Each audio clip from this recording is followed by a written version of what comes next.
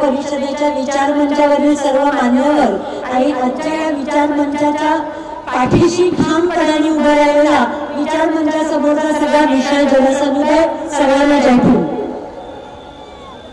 आपल्या सगळ्यांना माहिती आहे की 1998 पासून भारिप बहुजन महासंघाने सातत्याने 25 डिसेंबर भारतीय स्त्री मुक्ती दिन साजरा करायला सुरुवात केली होती आणि त्यावेळेला अशी आपण एक खणखणीत भूमिका घेऊन उभं होतो की ज्या एकाच मनुस्मृतीच्या दहनाने इथल्या तमाम शोषितांना, दलितांना, स्त्रियांना आणि इथल्या मधुवादी व्यवस्थेने ज्यांना ज्यांना माणूस म्हणून जगण्याचा अधिकार नाकारला होता त्या सर्वांच्या मुक्तीचा प्रवास हा आपण मनुस्मृती दहन करून गेला होता।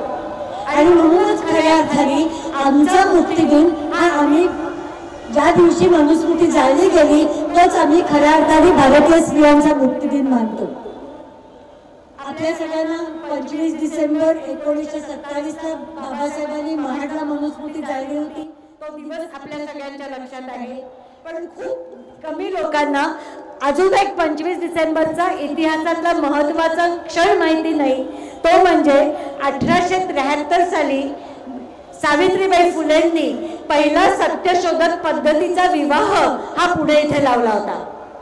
सत्यशोधक विवाहाचं महत्त्व असं होतं की ज्या समाजामध्ये काही क्रियाकर्म करण्याचे अधिकार हे फक्त जातींनी, काही ठराविक जाती व्यवस्थेने काही ठराविक जातींना दिले होते, त्याच्यामध्ये ब्राह्मणांना दिलेले सगळे क्रियाकर्म करण्याचे अधिकार हे फक्त त्यांच्याकडे होते आणि बाकीच्या समाजाला ज्ञानार्जन करण्याचा अधिकार नव्हता, कुठल्याही पद्धतीचे श्लोक शिकण्याचा अधिकार नव्हता आणि कुठलीही क्रियाकर्म करणं याच्यासाठी त्यांना ब्राह्मणांवरती अवलंबून राहत होतं। सत्यशोधक लग्नामध्ये पहिल्यांदा ही प्रथा मोडली गेली। बहुजन समाजातली लोक स्वतःची स्वतः लग्न लावू शकतात आणि केवळ स्वतःची स्वतः लग्न लावत नाहीत तर सत्यशोधक विवाह पद्धतीमधले ज्या काही एकमेकांच्यासाठी घेतलेल्या शपथा होत्या त्या स्त्री आणि पुरुष या दोघांकरताही समानतेच्या पायावर नेणाऱ्या आणि एकसारख्या शपथा होत्या आणि तिथून एका अर्थाने सगळ्या समतेचा प्रवाहाला आपली सुरुवात झाली। आणि म्हणूनच एका बाजूला मनुस्मृती दहन दिवस हा भारतीय स्त्रियांचा मुक्ती दिन आणि ज्योतिबा फुले आणि सावित्रीबाई यांच्यापासून स्त्रीमुक्ती चळवळीची सुरुवात झाली असे आपण सगळेजण मानतो।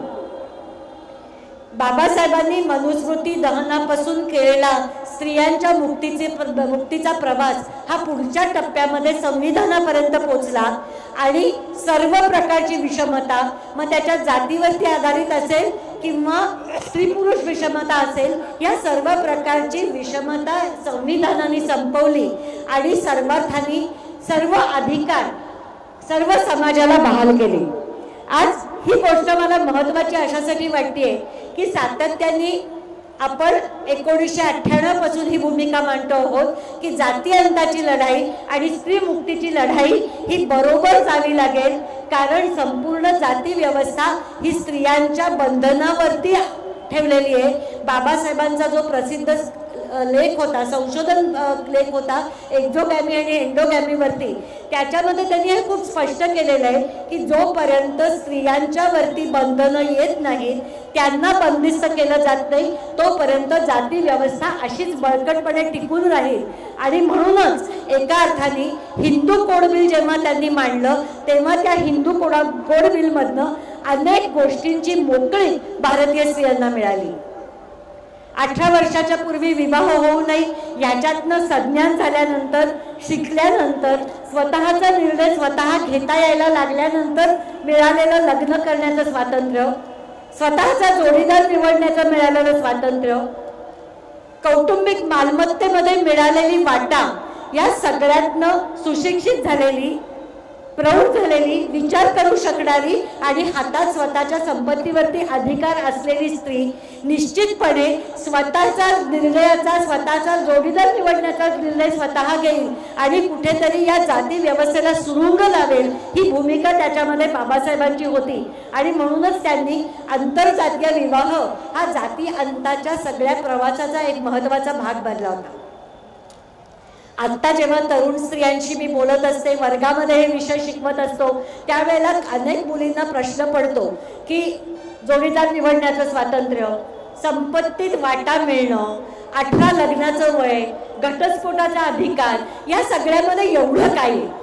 पण त्यावेळेच्या संसदेमध्ये बसलेल्या सगळ्या मनुवादी विचारसरणीच्या लोकांना हे पक्क माहिती होतं की जर आज भारतीय स्त्रियांना हे अधिकार मिळाले तर इथली अनेक वर्ष जपलेली जातीची व्यवस्था खोडून काढली जाईल. आणि म्हणूनच त्यावेळेला पराकोटीचा विरोध त्याला झालेला होता. आणि बाबासाहेबांनी कायदेमंत्री पदाची जी काही राजीनामा दिला त्यातल्या अनेक कारणांपैकी हे एक महत्त्वाचं कारण होतं.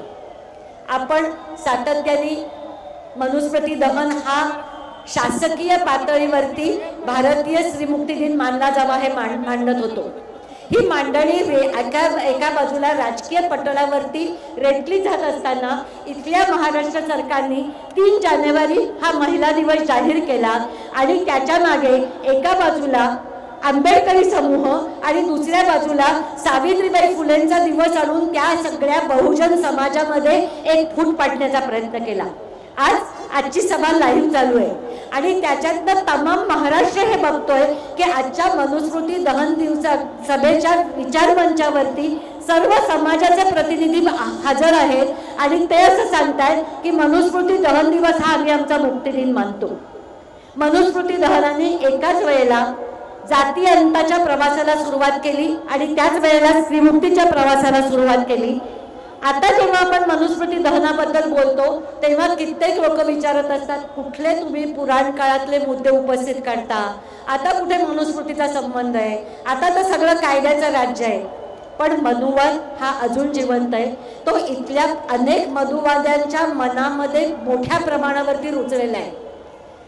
दलित, आदिवासी, मुस्लिम अत्याचारामध्ये जेव्हा पोलीस केसेस नोंदवून घ्यायला टाळाटाळ करतात किंवा त्याची तपासणी होत नाही तेव्हा साक्षी विनीत सारखी लोक आपले कुस्तीचे बूट उचलून ठेवून आपल्या खेळाला ज्याच्याकरता त्यांनी लहानपणापासूनचं आयुष्य रचलेलं असतं त्या खेळाला रामराम करतात. तेव्हा इथल्या मोठ्या प्रमाणावरती बहुजन समाजातल्या लोकांच्या शिक्षणाच्या संधी जातात, त्यांची स्कॉलरशिप काढून केली जाते, त्यांच्या नोकऱ्या जातात आणि केवळ एका बाजूला बहुजन समाजांची ओबीसींची जनगणना होत नाही म्हणून त्यांचा आरक्षण संपवण्याचा घाट घातला जातो. तेव्हा त्याच्यामध्ये आम्हाला संपूर्ण मनुवादी विचारसरणीत जिवंत असलेले ठळठळतपणे दिसत असते. आणि त्याच्याच पुढे आत्ता पुन्हा मनुस्मृती दहन दिवस हा पुन्हा आठवण जागवण्याची त्याची गरज आहे. आता जेव्हा सगळ्या ह्या प्रवासाकडे आपण बघत असतो तेव्हा एका बाजूला आपल्याला मनुस्मृतीसारखा ग्रंथ आहे ज्यांनी केवळ स्त्रियांनाच नाही तर इथल्या अनेक वंचित समूहांना, मग त्याच्यात दलित आहेत, आदिवासी आहेत, भटके विमुक्त आहेत, मुस्लिम आहेत, अनेक बहुजन समाज आहेत, 12 बलुतेदार आहेत, या सगळ्या समाजांना अनेक गोष्टी नाकारल्या आहेत. मनुस्मृतीची संस्कृती आणि मनुस्मृतीची विचारसरणी ही संपूर्णपणे लोकांना त्यांचे अधिकार, त्यांचं अस्तित्व, त्यांची अस्मिता, त्यांची ओळख, त्यांच्या रोजगारावरचा हक्क, त्यांची सामाजिक सुरक्षितता, त्यांचं शिक्षण आणि त्यांचा निर्णय घेण्याचा हक्क, मग तो व्यक्तिगत जीवनात असेल किंवा त्या राजकीय जीवनात असेल, त्यांचा निर्णय घेण्याचा हक्क हा इथल्या मनुस्मृतीने नाकारलाय. जे मनुस्मृतीने दिलं तेच नेमकं नाकारलं, लोकांच्याकडनं काढून घेतलं, तेच नेमकं भारतीय संविधानाने इथल्या बहुजनांना दिलंय, इथल्या स्त्रियांना दिलंय, इतक्या भटक्या विमुक्तांना दिलंय. म्हणून तुम्ही गेले 4-5-10 वर्ष जर पाहत असाल तर इथलं प्रत्येक मानवी हक्काचं आंदोलन हे एका बाजूला संविधानाची प्रत आणि दुसऱ्या बाजूला हातामध्ये बाबासाहेबांचा फोटो घेऊन प्रत्येक आंदोलन होत असतं. कारण इथल्या समाजाला असं कळलंय की आपलं अस्तित्व टिकवायचं असेल, आपला विकास साधायचा असेल, आपल्याला आपल्या हातातलं शिक्षण जाऊ द्यायचं नसेल, आपल्या समाजाची अस्मिता टिकवायची असेल, आपल्याला सुरक्षितता हवी असेल तर आता मनुस्मृती नाकारणं आणि संविधान स्वीकारणं याच्यासमोर आपल्याला पर्याय नाही आहे. आणि मला आजच्या या सभेच्या निमित्ताने इथल्या तमाम स्त्रियांना हा प्रश्न विचारायचा आहे की ज्या मनुस्मृतीने आणि सगळ्या वंचितांना हा प्रश्न विचारायचा आहे की आता एक निर्णायक वेळ आलेली आहे. आपण मनुस्मृती आणि संविधान या एकमेकांच्या स्पष्टपणे विरोधात असलेल्या दोन भूमिका, दोन विचार प्रणाली, दोन तत्व प्रणाली आहेत. त्यातल्या कोणाच्या बाजूने आपण जाणार आहोत हा निर्णय घेण्याची इथे वेळ आली आहे. माझी तुम्हाला सगळ्यांना विनंती आहे की ज्या एका आगीमध्ये 1927 साली महाडला बाबासाहेबांनी मनुस्मृती जाळली, ती आग जर विझू दिली तर आपलं आयुष्य बर्बाद झाल्याशिवाय राहणार नाही. त्यामुळे आता आपण हा निर्णय करायचा आहे की बाबासाहेबांनी ज्या आगीमध्ये मनुस्मृती जाळली ती आम्ही विझू देणार नाही आहोत. ती आग आमच्या प्रत्येकाच्या मनामध्ये, आमच्या प्रत्येकाच्या विचारामध्ये आणि आमच्या प्रत्येकाच्या कृतीमध्ये धगधगत राहणार आहे. त्या आगीत आम्ही जाळणार आहोत इथली मनुवादी संस्कृती, आणि ती मनुवादी संस्कृती पुन्हा वर आणून बघणारी मनुची पिल्लावर जाळण्यासाठी आम्ही त्या आगीचा वापर करणार आहोत. आणि जोपर्यंत मनुवाद आम्ही इथं जाळत नाही तोपर्यंत आम्ही ही आग विझू देणार नाही. ही प्रतिज्ञा आजच्या निमित्ताने आपण सगळ्यांनी करायची आहे. जय हिंद, जय भारत.